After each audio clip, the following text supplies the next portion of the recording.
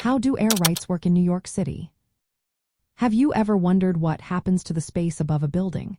In New York City, this space is known as air rights, and they play a significant role in real estate. So, how do air rights actually work?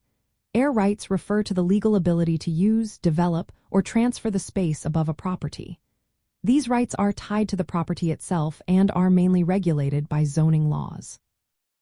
Zoning laws set limits on how tall a building can be in relation to the size of the land it sits on. This vertical development potential is measured by something called the floor area ratio. The floor area ratio determines the total allowable floor area for a building based on the size of the lot.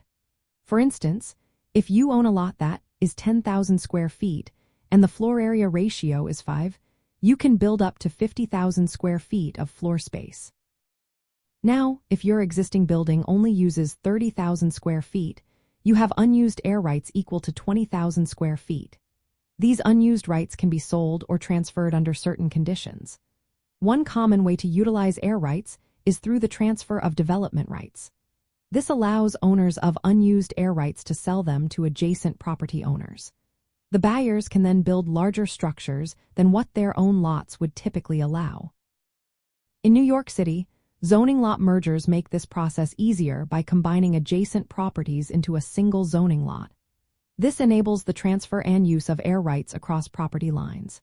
In some special districts, air rights can even be transferred to non-adjacent properties under specific rules. For example, air rights can be transferred from landmark buildings or theaters to nearby sites within designated subdistricts. However, there are still height and bulk limits based on zoning districts, lot size, and building coverage.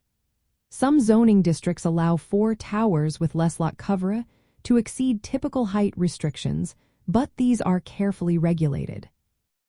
From a libertarian perspective, air rights representing a form of property right that extends vertically above land ownership.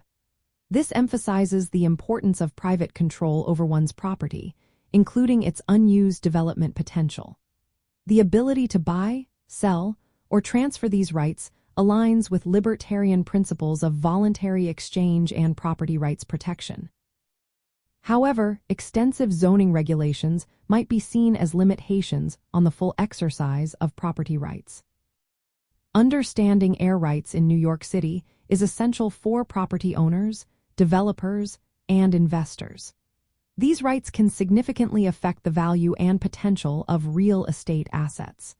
They allow for creative development solutions in a dense urban environment where horizontal expansion is limited.